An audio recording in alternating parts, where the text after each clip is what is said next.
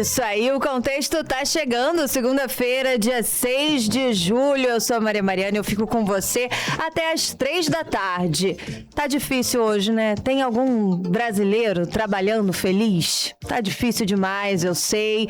Mas agora só nos resta focar no que importa mesmo, porque a Copa terminou, mas o brasileiro tem muito com o que se preocupar, tá? Por exemplo, amanhã Flávio Bolsonaro participa de uma audiência pública nos Estados Unidos, mas antes de desembarcar nas terras de Donald Trump, ele já chegou a adiantar o assunto, né, enviando uma carta aí ao governo americano, uma carta de 86 páginas que, dentre os assuntos, ele aborda o PIX, também fala sobre se libertar das amarras do Mercosul, melhorar as condições de acordos comerciais com os Estados Unidos, enfim, 86 páginas, né? Tem assunto.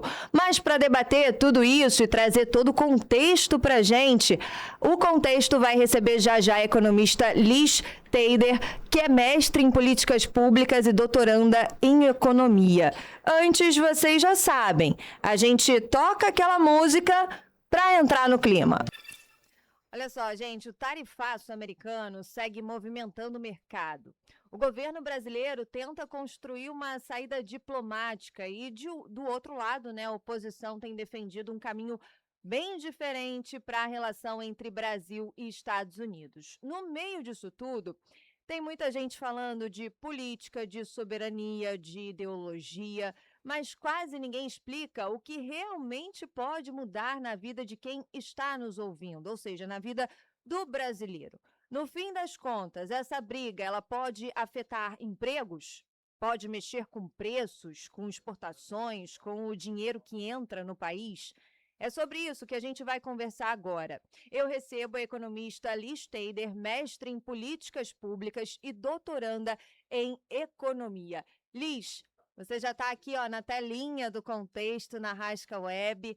É um prazer imenso te receber aqui para falar sobre um assunto tão importante. Muito obrigada por aceitar nosso convite. Seja muito bem-vinda aqui no Contexto.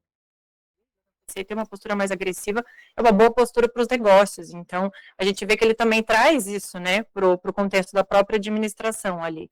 Então, trabalhar com a ideia de que você vai conseguir prever o próximo movimento do Trump é difícil. Talvez o pessoal que trabalha aí com a diplomacia brasileira também não consiga bater o martelo nesse aspecto, né. É em questão de economia, né, a gente teve, todo mundo deve se lembrar do período do tarifaço, né, daquele período ali que o Trump, de uma maneira muito arbitrária, né, trouxe tarifas altíssimas, o Brasil ficou com uma das maiores tarifas do mundo, né, e ele tarifou vários países, né, e o Brasil ficou ali numa das tarifas mais altas. E naquele contexto, a gente já estava num relacionamento mais fragilizado, né, talvez ninguém esperasse que aquilo fosse acontecer, mas aconteceu e de uma maneira que fragilizou bastante o relacionamento, né, entre o Brasil e os Estados Unidos. E conforme o tempo foi se passando, essas tarifas não conseguiram se concretizar, até internamente, mesmo nos Estados Unidos, elas foram questionadas pela forma como elas foram colocadas, né, e mais tarde o governo articulou de uma outra maneira, o governo estadunidense, né, conseguiu articular de uma outra maneira a efetivar tarifas, ainda que não fosse aquela que foi questionada lá internamente, né, mas a gente, além da gente ter, então, esse vai e vem, então tem momentos ali que o Trump se manifesta falando que rolou uma química, que deu tudo certo no relacionamento com o Lula traz para a gente que está dando tudo certo, que os diálogos estão indo muito bem, que está conseguindo conversar legal, o Trump fala que o Lula é um bom homem, tem como negociar com ele, então a gente está confiante.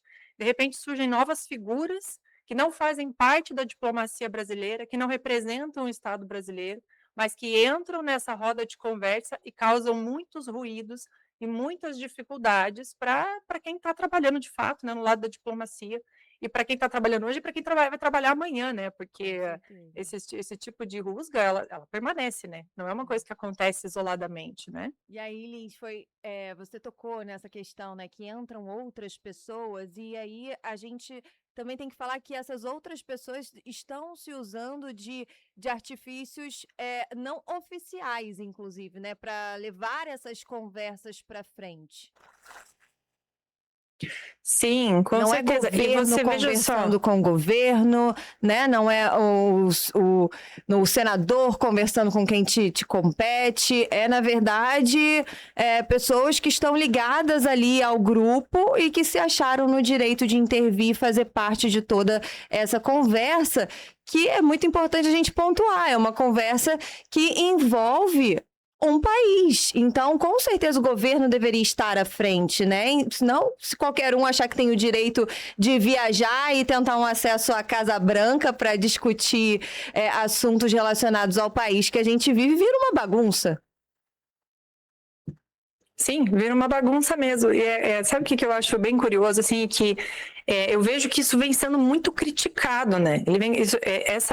Essa questão de outras pessoas participarem do diálogo vem sendo muito criticado pela mídia, vem sendo criticado dentro do ambiente político, vem sendo criticado dentro do ambiente econômico. Então, assim, isso de maneira generalizada, críticas, né? E me parece, sabe a sensação que eu tenho é que aconteceu de um ponto começar a pegar fogo, e aí na tentativa de apagar o fogo, eles foram colocando mais e mais lenha, né? Então, na verdade, está virando um grande murmurinho, está piorando tudo, muito, né? E eu acho que é interessante, assim, uma coisa que eu não vejo até as pessoas comentarem, mas apesar de ser esperado, né, que agentes políticos vão ter diálogos internacionais, então a gente realmente não espera que só o presidente faça diálogos, né, os outros agentes também fazem diálogos internacionais, e a gente tem grupos econômicos, grupos políticos que se articulam internacionalmente, tudo bem. Agora, assim, quando a gente está falando, é bem o que você falou ali, quando a gente está falando dos rumos de um país, não dá, né, para a gente esperar que uma pessoa externa à administração vai se manifestar. E o que eu vejo que muitos lugares não chegam a não comentar é que o Brasil possui uma grande estrutura, né, diplomática. Então, a gente tem o Itamaraty, a gente tem diplomatas, a gente tem equipes preparadas para isso. Então, não é uma terra de ninguém, né? Sim. E é um dos concursos mais concursados mesmo do Brasil, né? Então, ele realmente tem muita gente estudando a vida toda para aquilo ali. Então, não dá para a gente falar que a diplomacia brasileira não está acontecendo, ela está acontecendo intensamente a todo momento. Eu já tive experiência de trabalhar frente a frente com o pessoal do Itamaraty, e eles são realmente muito articulados, são muito profissionais, assim. Então, quando a gente vê que existe um atravessamento de pautas, fica até difícil a gente interpretar o que realmente pode até mesmo ser uma falha do governo e aquilo que está vindo de ruídos externos. Então, na verdade, na tentativa dessa influência externa ao governo se posicionar politicamente, ele causa ruídos que dificultam o próprio acontecimento. Assim, se o governo ia errar, ele não está nem dando espaço para o governo errar, ele está errando antes, entende? É isso. Então, inclusive, essa participação que eu abri aqui o contexto hoje dizendo, né, que o Flávio Bolsonaro vai fazer amanhã em uma audiência pública, é importante a gente falar também, Liz, que essas audiências, na verdade, começaram hoje e que o governo brasileiro decidiu não participar. Então, a gente não vai ter ali representantes do governo brasileiro. Em contrapartida, eles vão mandar, sim, pessoas que estejam ligadas ao Itamaraty, pessoas que acompanham todos esses desdobramentos da política interna com a política externa, mas eles estarão lá como observadores, né? E não como participantes efetivos. Como participante, a gente tem aí o senador e pré-candidato à presidência do Brasil, Flávio Bolsonaro, que se inscreveu para poder falar. Então, de alguma maneira, se o governo escolheu não fazer uma interlocução, ele se atravessou e escolheu realizar essa interlocução, né? Exato. E aí a gente acaba ficando com os frutos dessa interrupção, né?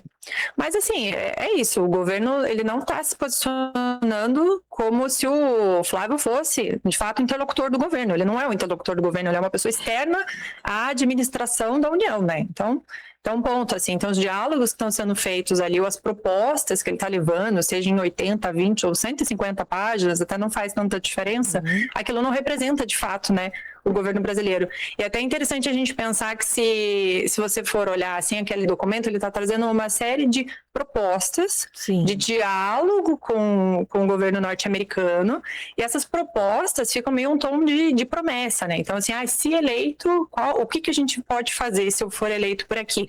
E até uma questão para a gente se perguntar, assim, né?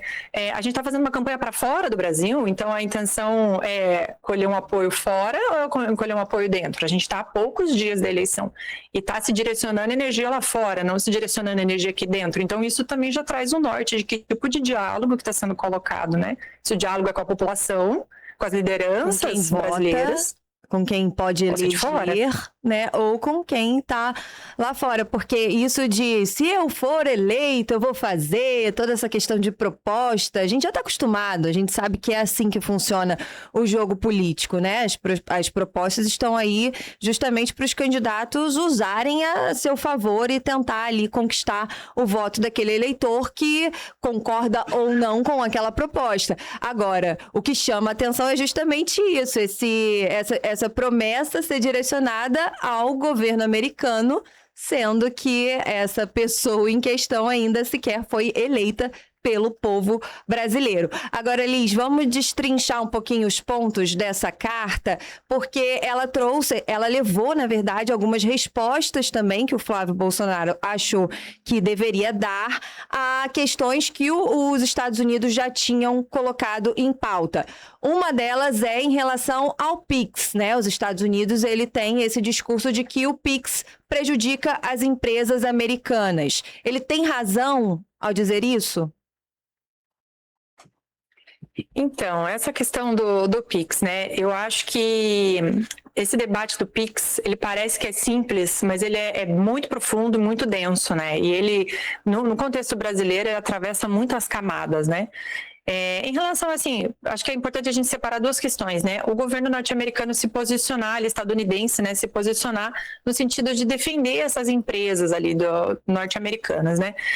Bom, de alguma maneira, não é surpreendente, né? Não nos surpreende que o governo ainda vai defender empresas que sejam estratégicas, tanto para o seu próprio governo, para a manutenção do seu poder ali dentro, quanto pela própria dinâmica comercial, a dinâmica, enfim, econômica daquele país, né? E se eventualmente alguma empresa brasileira estivesse efetivamente sendo prejudicada, a gente também teria expectativa do que o governo fosse se posicionar, como inclusive se posicionou, né, no período do tarifaço, que o governo saiu em defesa das empresas, saiu fazendo negociação, o governo e muitas outras pessoas, as próprias associações das empresas, né? Então, esse tipo de movimento até é esperado, se a gente for pensar, né? Mas isso isolando esse fato do movimento em torno das empresas que são relevantes na economia dos países. Agora, especificamente na questão do PIX e na questão dessas empresas, as empresas de cartões especialmente, né? É muito curioso, porque o PIX, quando ele entrou na jogada, apesar do PIX ter movimentado muito dinheiro, mesmo assim, as empresas de cartão conseguiram movimentar quantidades significativas de valores. Então, assim, em relação a 2024, a Associação Brasileira de Empresas de Cartões de Crédito e Serviços estimaram que as empresas de cartão conseguiram lucrar aproximadamente 10,1% a mais em 2025. Então, apesar do PIX ter entrado na jogada, elas não tiveram assim, nossa, vai quebrar as empresas, entendeu? Então, assim, elas continuaram tendo um grande aquecimento, porque 10% de lucro é muito dinheiro, né? Então não dá para a gente falar que o PIX está prejudicando se o lucro continua subindo, né? Esse é um ponto interessante, sim, para a gente observar. Outro ponto interessante para a gente observar. O PIX, ele é importante para a economia brasileira e ele não é uma empresa brasileira. Ele é uma forma de pagamento. Então, não dá nem para a gente falar que o governo brasileiro está priorizando uma empresa brasileira. Se tivesse, também não teria problema, porque, inclusive, essa também pode ser uma estratégia econômica, né? Priorizar empresas do seu país em relação a outras. Mas nem era isso. Se fosse, também não teria tanto problema, a gente pensando que pode ser uma estratégia, né? No entanto, o PIX, ele é uma forma de pagamento no Brasil, né? Ele não é uma empresa. E é uma forma de pagamento competitiva. Então, essa também é uma questão para a gente pensar, né?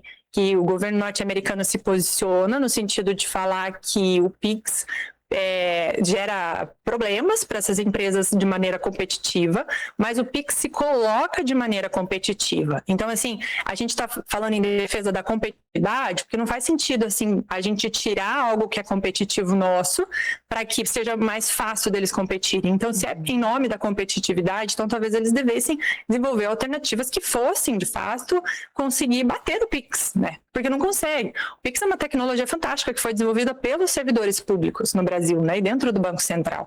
Então, e ele vem sendo replicado, estudado no resto do mundo, né? Então, ele é uma tecnologia que veio para ficar, se a gente for observar dessa maneira, né? E aí, como ele aparece, né, Liz, na carta enviada ao Flávio? O Flávio, ele não promete a Donald Trump, ok, então vamos tirar o Pix, vamos acabar com o Pix, até porque ele não é bobo e ele sabe que, apesar de estar se dispondo aí para os Estados Unidos para falar em audiência pública e tudo mais, o eleitorado dele é realmente o brasileiro, então ele precisa trazer algo que converse com o que a gente quer ouvir, né? Então, ele não falaria de maneira nenhuma isso, então vamos acabar com o Pix. Ele diz que ele mantém o Pix, mas ele promete limitar a integração do Pix com outros países. Aí sim, se isso de fato acontecesse, teria algum impacto para a nossa economia? Então, o Pix, aí são mais alguns pontos para a gente observar, né? O Pix, ele conseguiu integrar cerca de 71,5 milhões de usuários, segundo dados do Banco Central, né? No sistema financeiro. Então, assim, economicamente, e só olhando para o Brasil especificamente, né, o Pix tem um papel teve, né, e continua tendo um papel muito importante em integrar as pessoas. E aí tem uma outra questão que eu acho que é até interessante a gente observar, que o Pix, nessa de integrar as pessoas para dentro do sistema financeiro, quando as pessoas entram para o sistema financeiro, elas não simplesmente entram para usar apenas uma conta poupança. O sistema financeiro se utiliza também de todas aquelas informações. Então, é oferta de cartão de crédito, é oferta de outros serviços de cartão, outros serviços financeiros, e a partir do momento que esses valores entram no mercado financeiro, eles circulam dentro do mercado financeiro, e a gente sabe que o mercado financeiro não é só aqui dentro do Brasil, ou só dentro da cidade da pessoa que fez o Pix, ele está no mundo todo, né? Então, a gente falando especificamente dentro do mercado financeiro, dificilmente você vai conseguir fechar de uma maneira a não permitir que aqueles valores que estão sendo integrados através do Pix não circulem no resto do mundo, né? E o Brasil vem de uma crescente muito intensa de bancarização da população. Então, se antes as pessoas, sei lá, iam tirar seus benefícios que fossem, os benefícios do governo, lá numa agência do governo, levava para casa, guardava embaixo do colchão, agora ela guarda no banco. E no banco tem toda essa integração de cartão, sistema financeiro e tudo mais. E aí, quando a gente fala assim, não, mas vamos limitar só para o Ocidente. Não vamos falar com outros países. Não vamos conversar com a China. A gente também... Não entendi? Não vamos conversar com a China. Foi basicamente o que ele quis dizer. Isso. Fica tranquilo, não vai ter mais um diálogo com a China. A gente vai escolher um lado e o nosso lado é os Estados Unidos. Basicamente foi isso mesmo que ele falou, né? Basicamente não, ele falou de uma maneira praticamente explícita, né? Que foi isso que ele disse. E assim, o que se coloca, né? Existe, né, esse estudo, essa possibilidade de fazer integração com outras plataformas, com outros países, enfim. E essa é uma maneira da gente facilitar muitos processos, né? Tanto no sentido da gente tentar sair desse meio, assim, que tem as empresas de cartão que ficam no meio do caminho, né? Então, você vai efetivar o pagamento, a empresa de cartão está no meio do caminho, então ela acaba capturando uma parte do valor, seja de você, seja da pessoa que está te vendendo, enfim, são os intermediários que a gente diz, né? Então pode ser uma maneira da gente desviar esses intermediários, o que sinceramente é bom para o consumidor, né? Porque o consumidor, ele acha que ele não está gastando com intermediário, porque ele não está pagando, mas as empresas estão pagando. Uhum. Então as empresas estão passando isso para o preço dos produtos, né? E aí quando a gente fala de fazer, quando se estuda nessa proposta de fazer uma integração do Pix com outros sistemas de pagamento que outros países também têm, que são semelhantes ao Pix, você está falando, né, de você fazer uma infraestrutura de funcionamento econômico mesmo, que pode reduzir custos, né? Pode reduzir custos de remessas, pode facilitar pagamento de comércio, turismo, enfim. Na própria China tem tecnologias que as pessoas conseguem fazer pagamento sem levar nada, sem levar cartão, sem levar celular, sem levar nada. A pessoa leva a própria mão e ela consegue fazer o pagamento em diversos estabelecimentos.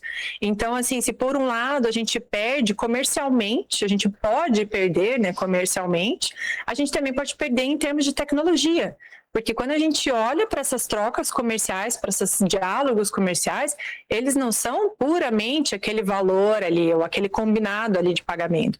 Ele tem outras contrapartidas, né? Então, quais são as outras tecnologias que o Brasil poderia desenvolver aqui dentro, que não serão desenvolvidas, né? Porque a gente fecha, a gente quer fazer uma exclusividade. E por que essa necessidade da gente fazer exclusividade? Se a gente está falando de construir uma política econômica, né? Ela precisa dialogar. Então, assim como não seria correto a gente olhar no sentido, não, vamos fazer negócio só com a China. Também não é correto a gente falar, vamos fazer negócio só com os Estados Unidos. Não tem sentido, né? O Brasil, ele precisa se posicionar de uma maneira soberana, fazer diálogos com quem for necessário para o desenvolvimento do país, né?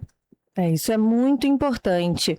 Liz, são 2h26 agora, a gente vai fazer uma pausa, eu vou chamar o comercial e daqui a pouquinho a gente continua a nossa conversa, tá bom? 2h29, o Contexto tá de volta. Nós estamos conversando com Liz Teyder, que é mestre em políticas públicas e doutoranda em economia. Liz, agora vamos entrar no ponto que ele cita o Mercosul. Flávio Bolsonaro, na carta de 86 páginas que ele enviou ao governo de Donald Trump, ele traz um monte de promessas, caso ele seja eleito, e aí, dentre elas, está a de sair das amarras do Mercosul. Isso pode trazer vantagens reais para o Brasil? E quais seriam os riscos, Liz, se isso acontecer? Então, Maria, essa questão do Mercosul, né? Eu quero só lembrar que uns dias atrás, o Flávio, citando junto com o Milei, né, falando que a gente teria uma onda azul se ele fosse eleito. E é uma coisa curiosa que o pessoal sempre diz, é que o Milei vem prometendo sair do Mercosul há muito tempo. Não saiu. Não sai, né? Não vai sair. Não sai. Então, assim, ele fala isso, né? Ele deixa entender que não é vantagem, que não é bom, que tal, mas ele não vai embora. Ele não tem essa intenção de ir embora, né? O que acontece, né, quando a gente olha para o Mercosul? Mas, assim, não é consenso, né? A gente não tem um consenso. Na verdade, a gente nunca tem consenso em nada na economia, né? Os economistas nunca conseguem achar consenso. Mas, especificamente no Mercosul, o que o pessoal diz? Que, por um lado, né, tem gente que diz que o Mercosul tem uma grande dificuldade, porque o Brasil puxa tudo, que isso acaba trazendo um peso para o Brasil, que poderia fazer negócios com outros países, mas não consegue, porque existem combinados e amarras, né, do Mercosul, que o pessoal normalmente diz. E outro lado diz que não, calma, não é isso. Não é questão da gente ter amarras com o Mercosul. E sim questão de a gente ser um bloco econômico e não é só econômico, né? Então, assim, fica um bloco político, um bloco de negociação mesmo, né? Se fortalece toda a América do Sul. Então, porque daí a gente não está falando de um país só, né? O Brasil e a Argentina, só às vezes os dois. Não, a gente está falando de muitos outros países que juntos vão para uma negociação e tal, né? Então, assim, a grande crítica que se teve, que sempre se tem, é que isso acaba prejudicando que o Brasil consiga fazer trocas mais livremente com outros países, já que a gente tem que seguir as normas, vamos colocar assim, entre aspas, normas, aos acordos do Mercosul. No entanto, quando a gente olha para o Mercosul, para além de uma questão só econômica, mas também numa questão geopolítica e política mesmo, de questão de posicionamento internacional, o Mercosul tem grande peso, sim, né? E a gente vê que é uma coisa que todo mundo também sempre falou, é que a gente nunca ia conseguir avançar num acordo com a União Europeia, e a gente teve também esse avanço recentemente, né, num acordo, avanço nos diálogos de uma maneira histórica com a União Europeia, né, e muito curiosamente também, a gente teve um grande avanço justamente no período do tarifaço. Então, quando os Estados Unidos... Porque no momento que os Estados Unidos faz o tarifaço, ele não está aproximando as pessoas de uma maneira desesperada, ele está afastando. Então, os países passam a se afastar porque ali deixa de ser estratégico. E, bem naquele momento, o Mercosul estava bem posicionado, já estava desenvolvendo diálogos há muito tempo, novamente com boas equipes, né? Uhum. Já estavam realizando esse diálogo e a gente estava ali. Então, o Mercosul conseguiu avançar também na falha do Trump, né? Então, quando a gente olha assim, se libertar das amarras do Mercosul, a única amarra em questão do Mercosul que talvez ele esteja falando, seja na verdade com o próprio Estados Unidos, né? Porque o Mercosul se posiciona globalmente de uma maneira estratégica, né? Para falar com a União Europeia, para diálogos com BRICS, para o mundo todo, né? O diálogo só tem sido difícil com os Estados Unidos porque os Estados Unidos têm se posicionado de uma maneira complicada para todo mundo, né? Exatamente. E aí os riscos são enormes, né? E não é o Flávio que pode ou não decidir se o Brasil vai ou não continuar dentro do Mercosul. É quase que como agir contra o país que ele quer tanto governar. Sim, com certeza. Essa questão do Mercosul, ela vai junto com. Tem uma palavra que o pessoal sempre utilizou, né, muitas décadas atrás, que é a coisa do entreguismo, né, e que o pessoal, sempre que possível, né, a gente resgata essa palavra, né, é uma maneira de entregar também tudo que a gente, todo o potencial que a gente tem para ser construído, né, porque os diálogos, eles acontecem de uma maneira aos poucos, né, ele vai sendo construído, o diálogo não é simplesmente chegar e botar na mesa e tá aqui, né? A gente tem, por exemplo, a questão das terras raras, né? As terras raras, muito se debate como que a gente vai fazer, porque embora o Brasil hoje não seja o segundo maior produtor de terras raras, porque a gente ainda está começando a nossa produção, né, no sentido de escala, a gente já tem lugares que desenvolvem há muitos anos, mas no sentido de quantidade, a gente ainda está começando, né? O Brasil estima-se que seja o segundo maior lugar do mundo que tem quantidade de terras raras, perdendo para a China. Então, assim, a gente está começando nisso, né? E o Mercosul também pode se posicionar nesse sentido, a gente pode se posicionar tanto questão de terras raras quanto muitas outras coisas, né? Então, a gente simplesmente falar de sair do Mercosul ou simplesmente entregar tudo para os Estados Unidos fica nessa linha que o pessoal diz do entreguismo, né? Que é simplesmente se entregar para uma estratégia externa, não é a estratégia do que é bom para o Brasil, do que é bom para a América Latina, para a América do Sul, porque na verdade é isso, né? A gente foi colocado, e tem muitas referências que se diz assim, né? Que a gente foi colocado de uma maneira periférica ao longo da história, né? Então o nosso recurso natural é levado para fora, a nossa tecnologia nem é desenvolvida aqui, a nossa tecnologia ela é desenvolvida fora do Brasil, porque até mesmo as nossas mentes pensantes, vamos colocar assim, são levadas para fora do Brasil. Então, de alguma maneira exige coragem da pessoa olhar para o Brasil, para a economia do Brasil e não pensar no lucro que ela pode ter hoje, e sim no tipo de nação que a gente vai construir ao longo do tempo, né? Eu acredito que ele não pense em nenhuma dessas duas opções, na verdade, né? Acho que já está muito claro que eles pensam nos interesses da própria família, mas a própria família até mesmo está rachando aí, como a gente tem acompanhado nos últimos dias. Agora, Liz, vamos tentar olhar alguma coisa positiva para a gente falar aqui que somos imparciais, porque estamos só trazendo fatos até o momento para o contexto, mas então, tirando essa disputa política, existe alguma proposta apresentada por ele nessa carta que você considera positiva para a economia brasileira? Aí mora um desafio, né? Aí mora um desafio, porque na verdade, eu sempre comento com o pessoal, assim, eu falo, gente, neutralidade é uma lenda urbana, é impossível a gente se posicionar de uma maneira neutra frente às coisas, né? A gente tem que ser muito indiferente em relação à vida humana pra gente ser neutro, né? É muito difícil. É muito difícil. Então, assim, é muito difícil. Então, assim, eu não olharia, para ser bem sincera, assim, eu não conseguiria ver nenhum ponto assim, nossa, isso é um ponto muito bom para o Brasil. Nesse sentido, não. Eu acho que, assim, se a gente tentar extrair um feeling, tentar extrair alguma coisa dali, eu diria mais no sentido do diálogo mesmo, né? Que seria importante a gente conseguir priorizar um diálogo econômico, vamos colocar assim, não necessariamente político, a gente sabe que são linhas diferentes, mas a gente conseguir priorizar um diálogo econômico com os Estados Unidos, que já estava se caminhando, né?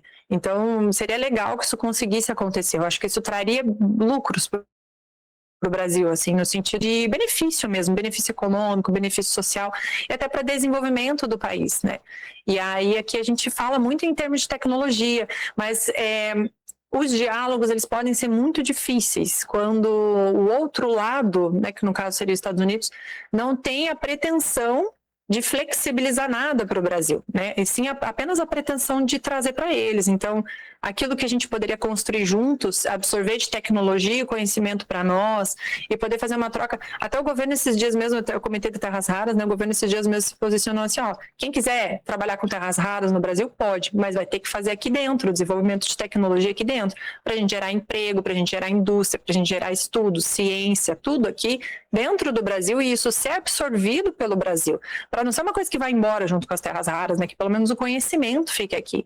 E a gente vê que essa é uma troca que não acontece, assim.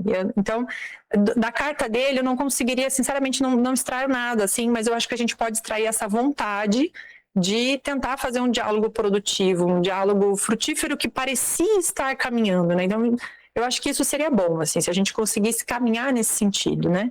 E agora, para falar, assim, com muita clareza para quem está nos ouvindo, Liz, porque no começo eu falei, né, que muita gente quer saber, muita gente está interessado, sim, em entender o curso e o futuro do país. Mas muita gente também, em meio a todos esses debates, a todos esses acontecimentos, tem uma única preocupação: como isso impacta a minha vida? Então, no fim das contas, essa briga que a gente está acompanhando, esses desdobramentos que cada hora caminham para um lado diferente, como que isso pode afetar a vida do brasileiro, afetar o emprego, mexer com os preços dos produtos dentro do país, com as exportações, com o dinheiro que entra? Fala pra gente sob essa ótica, na verdade.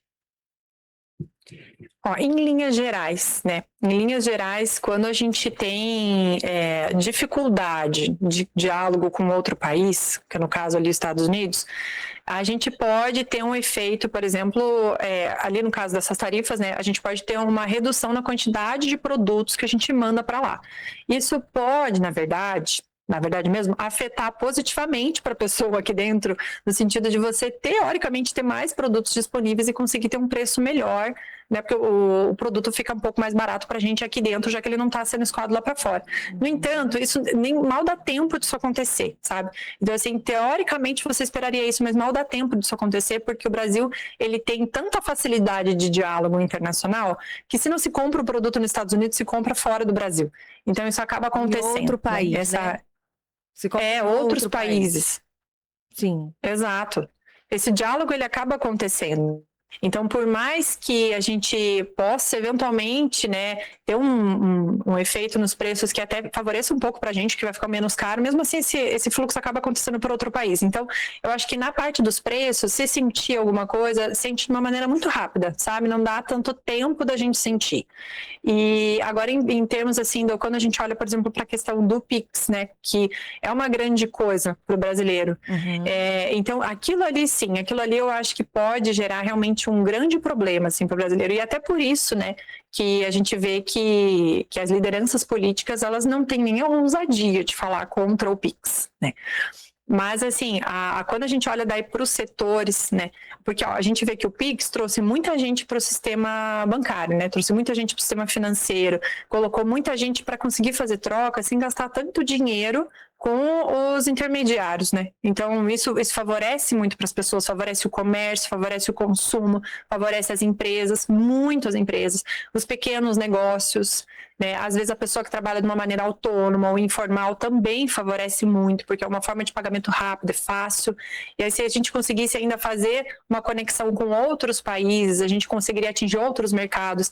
Então, eu acho que essa questão do Pix influencia diretamente a vida das pessoas no seu micro contexto, no seu macro contexto também, assim. E o desgaste, né, que as empresas no Brasil, aí olhando para o lado das empresas, que as empresas no Brasil podem ter com esse tipo de situação ali de diálogo com os Estados Unidos, ele também pode gerar impactos nos nossos empregos. Então, esse tipo de rusga da gente ter pessoas que não fazem parte do governo fazendo negociações que trazem problema para o Brasil, até porque a gente viu que, por exemplo, ali na carta ele chega a falar assim, vamos tentar segurar, né, segurar as tarifas para depois da eleição. Por 180 dias, que culminaria o quê? Pós-eleição. Pós-eleição.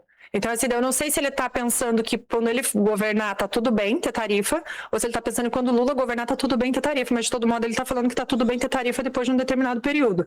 Então, assim, a gente está jogando para frente algo que vai cair também como uma bomba nas pessoas que fornecem produtos para fora do Brasil, né? Então, também são indústrias nossas, que embora a gente vá ter a impressão que o preço vai ficar um pouco menos salgado aqui, isso impacta as indústrias também, né?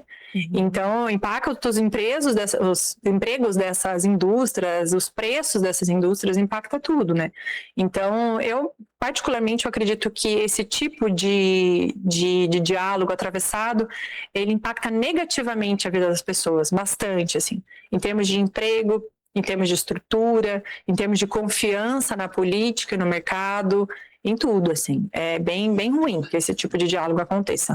E amanhã, então, ele terá um novo capítulo, né? Diálogo terá um novo capítulo. Nós daqui estaremos acompanhando com toda certeza. Acredito que você também, né, Liz? Também. Vou estar de olho aqui também. E as portas aqui continuam abertas para a gente debater mais e mais, já que parece que isso tudo não vai se encerrar tão brevemente, né? Ainda tem muita coisa para acontecer e, como você disse já no início da nossa entrevista, cada hora é uma coisa acontecendo. Quando a gente acha que está tudo indo bem, vem outro acontecimento e muda todo o rumo da história. Então, tem mesmo que acompanhar de perto tudo isso que está acontecendo no país e fora dele, né, Liz? Eu gostaria muito de agradecer mais uma vez a sua participação aqui no Contexto. Foi muito... Você trouxe muita clareza em todas essas questões que a gente quis abordar aqui para quem está ouvindo a gente conseguir entender um pouquinho essa bagunça que está acontecendo. Então, obrigada mais uma vez. Muito obrigada, Maria. Eu agradeço a oportunidade de estar com vocês no Contexto. Até! Um beijo!